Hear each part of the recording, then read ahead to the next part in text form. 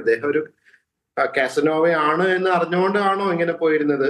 ഈ do not say. അദ്ദേഹം പറയുന്നത് അദ്ദേഹം കൺസെൻഷ്വൽ സെക്ഷൽ ഇന്റർകോഴ്സിൽ വന്നിരുന്നു എന്നാണ് അദ്ദേഹം അഡ്മിറ്റ് ചെയ്യണമെന്നുണ്ടെങ്കിൽ ഈ കൺസെന്റ് ഫുൾ ഡിസ്ക്ലോഷർ ആണ് എന്ന് പ്രൂവ് ചെയ്യാനുള്ള ചുമതല അക്യൂസിനുണ്ടാവും. ഇതുപോലത്തെ കേസുകളിൽ ഇതിൽ വരുന്ന ഡിലേ നമുക്ക് ഒരിക്കലും തെറ്റ് പറയാൻ പറ്റില്ല ഇതേപോലെയുള്ള സാഹചര്യങ്ങളിൽ. കാരണം അന്നത്തെ സാഹചര്യം അതായിരുന്നിട്ടുണ്ടാവാം. ആരെങ്കിലും ഒരാള് ഞാനത് I do not want to put myself into trouble. Unfortunately നമ്മുടെ സോഷ്യൽ സ്റ്റിഗ്മ എന്ന് പറയുന്നത് ഹ്യൂജ് തന്നെയാണ്, അതിലൊരു സംശയവും വേണ്ട. ലേഡീസ് ഫേസ് ചെയ്യുന്ന പ്രശ്നം തന്നെയാണ്. Even social stigma four men is also huge. അത് സോഷ്യൽ സ്റ്റിഗ്മ തന്നെയാണ്. അതിലേക്കൊന്നും വെഞ്ചർ ചെയ്തിട്ട് അതിന് ഡയറിംഗ് ആയിട്ടുള്ള ക്യാരക്ടേഴ്സ് ഒക്കെ ഇനി ഉണ്ടാവേണ്ടിയിരിക്കുന്നു. കേരളത്തിലാണെങ്കിലും ഇന്ത്യയിലാണെങ്കിലും ഉണ്ടാവേണ്ടിയിരിക്കുന്നു. അപ്പൊ അത് വെച്ച് ഡിലേ എന്നുള്ള ഒറ്റ കാരണം കൊണ്ടിട്ട് ഇതെല്ലാം ഫോൾസ് ആണെന്ന് പറയാൻ ഞാൻ തയ്യാറല്ല.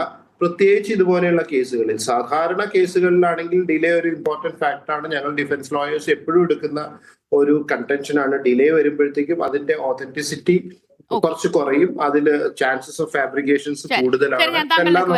ഫാറൂഖ്, നോക്കൂ, ആദ്യം പരാതി വരുന്നതിന് മുൻപ് തന്നെ അതായത് കോൺഗ്രസിനകത്ത് ഇത്തരം പരാതി റിനിയാണല്ലോ ആദ്യമായി ഇങ്ങനെ ഒരു വെളിപ്പെടുത്തൽ, അല്ലെങ്കിൽ രാഹുൽ മാങ്കൂട്ടത്തിൽ പേരെടുത്ത് പറഞ്ഞില്ലെങ്കിലും ഇത്തരത്തിലുള്ള ഒരു പരാതികളിലേക്ക് തുറന്നിടുന്നത് റിനിയായിരുന്നു. അതിനുശേഷം തുടരെ പല പരാതികൾ യൂത്ത് കോൺഗ്രസിനകത്ത് നിന്ന് പല യുവതികൾ പറഞ്ഞു അത് കോൺഗ്രസ് നേതൃത്വത്തിന് മുൻപാകെ എത്തുന്നു. അപ്പോൾ ഒരു റിട്ടേൺ പരാതി വരുന്നതിന് മുൻപ് തന്നെ നിങ്ങൾ നടപടിയെടുത്തു എന്ന് അവകാശപ്പെടുന്നു. ശരിയാണ്, യൂത്ത് കോൺഗ്രസ് അധ്യക്ഷ സ്ഥാനത്ത് നിന്ന് മാറി നിൽക്കുന്നു, പിന്നാലെ സസ്പെൻഷൻ വരുന്നു. ഒരു പരാതി വന്നതിന് പിന്നാലെ തന്നെ പാർട്ടിയിൽ നിന്നടക്കം പുറത്താക്കിയെന്ന മാതൃകാപരമായ നടപടിയെടുത്തു എന്ന് നിങ്ങൾ പറയുന്നു. ഇന്നടക്കം പ്രതിപക്ഷ നേതാവ് വി.ഡി. സതീശൻ അത് ഉന്നയിക്കുകയാണ് ചെയ്തത്.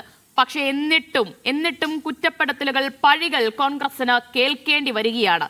ഇവിടെ പുറത്താക്കിയത് കൊണ്ട് മാത്രം ഈ രാഹുൽ മാങ്കൂട്ടത്തിന്റെ കാര്യത്തിൽ ധാർമ്മിക ഉത്തരവാദിത്തത്തിൽ നിന്ന് കോൺഗ്രസിന് ഒഴിഞ്ഞു മാറാൻ പറ്റും?